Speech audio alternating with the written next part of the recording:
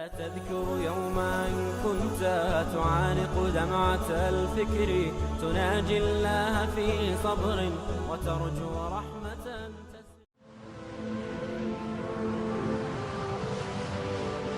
حضرت عمر رضی اللہ تعالیٰ عنہ جب ایمان لائے تو آپ نے ایک ایک کافر کے گھر کے دروازے پہ کھڑے ہو کے کہا کہ تم کمزوروں کو مارتے تھے، میں تمہیں بتانے آیا ہوں میں محمد عربی کا نوکر بن گیا۔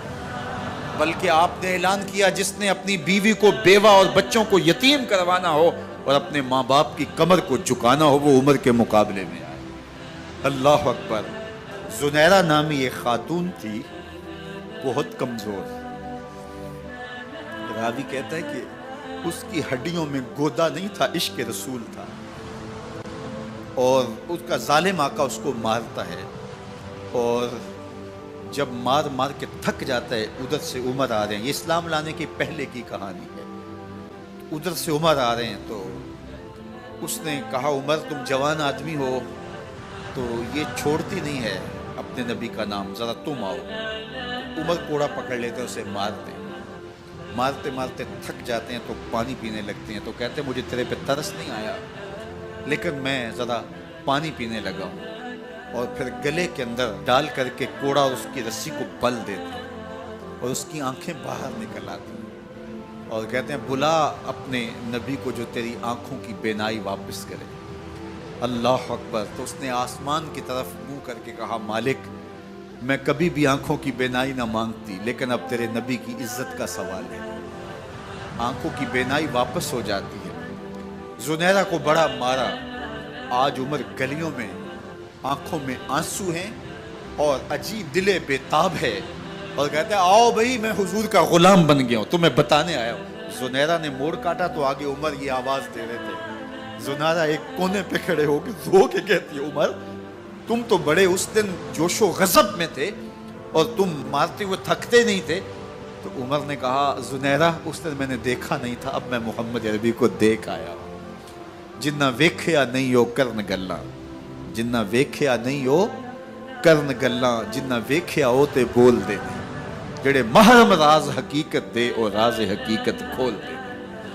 تو حضرت عمر رضی اللہ تعالیٰ عنہ ایمان لائے۔ حضرت عبداللہ ابن مسعود رضی اللہ تعالیٰ عنہ فرماتے ہیں کہ حضرت عمر کا ایمان لانا مسلمانوں کے لیے عزت کا سبب تھا، ان کا ہجرت کرنا مسلمانوں کی نصرت تھی اور ان کی خلافت مسلمانوں کے لیے رحمت تھی۔ حضرت عمر رضی اللہ تعالیٰ عنہ وہ ہیں کہ میرے حضور نے فرمایا لوگوں جب نیک لوگوں کا ذکر کرو تو میرے عمر کا تذکرہ ضرور کیا کرو۔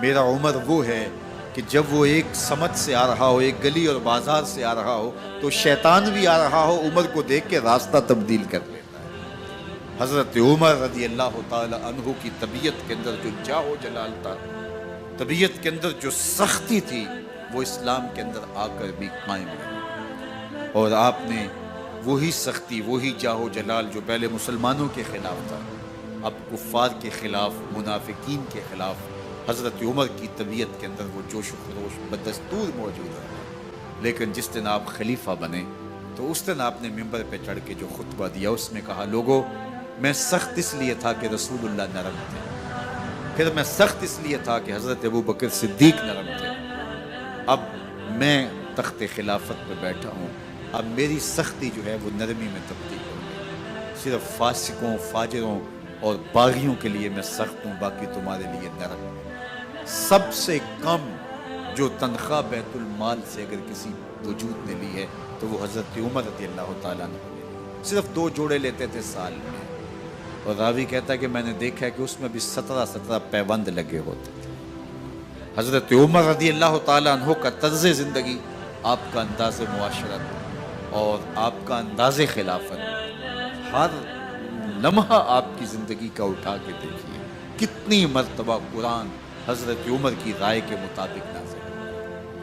اللہ تعالیٰ جل شانہ نے ان کو صاحب الہام بنایا تھا۔ ہر امت میں کوئی صاحب الہام ہوتا ہے، حضور کی امت کا صاحب الہام حضرت عمر رضی اللہ تعالیٰ، اور آقا کریم نے انہیں اپنا وزیر قرار دیا۔ فرمایا میرے 2 وزیر آسمانوں میں ہیں، 2 وزیر زمینوں میں ہیں۔ آسمانوں کے وزیر جبرائیل اور میکائیل ہیں اور زمین کے وزیر ابو بکر اور عمر ہیں۔ رضی اللہ تعالی عنہما۔ ایک دن حضرت عمر بیٹھ کے رو رہے تھے، تو کسی نے کہا حضرت رو کیوں رہے ہیں؟ فرمایا کہ میں اس لیے رو رہا ہوں کہ فلاں پل سے بکریاں گزری ہیں، تو پل کے اندر شکستگی تھی، ٹوٹا ہوا تھا پل درمیان میں، اس میں ایک بکری کی ٹانگ ٹوٹ گئی ہے، تو میں ڈرتا ہوں کہ میرا رب یہ نہ پوچھے کہ عمر تو نے پل صحیح تعمیر نہیں کروائے تھے کہ ایک بکری کی ٹانگ کیوں ٹوٹی ہے۔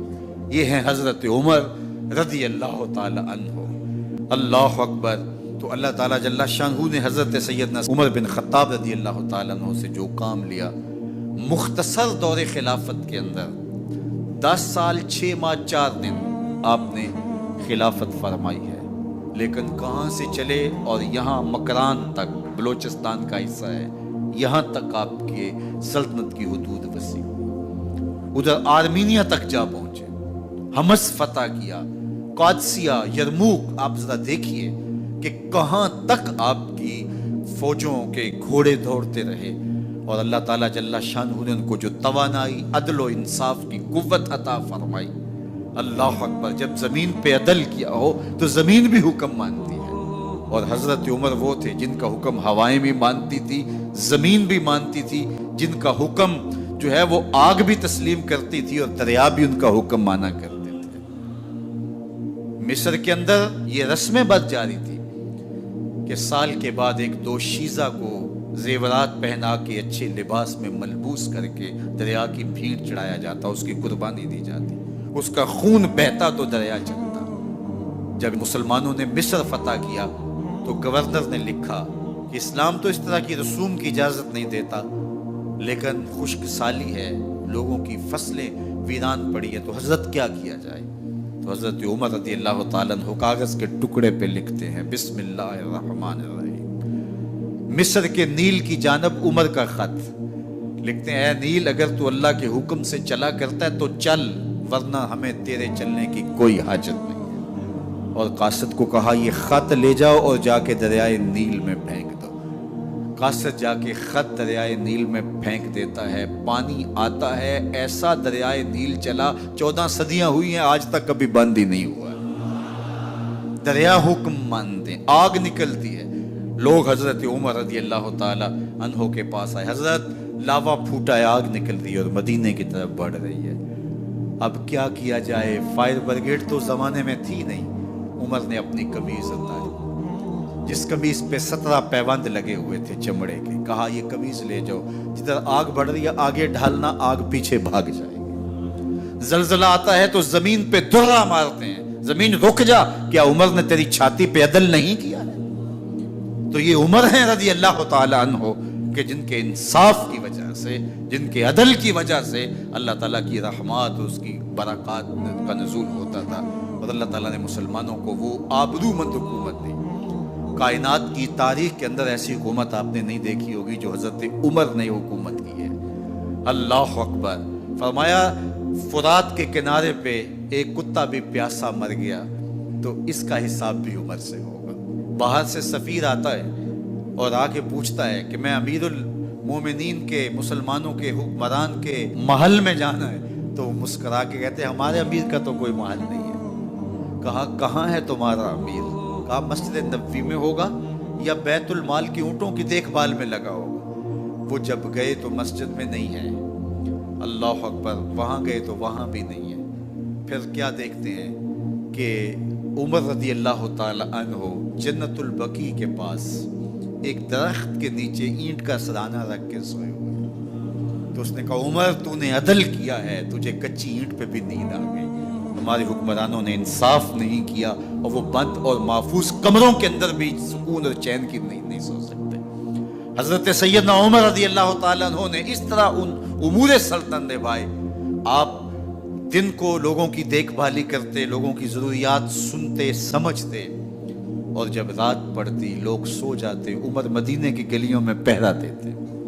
کائنات نے کوئی ایسا بھی حکمران دیکھا ہوگا؟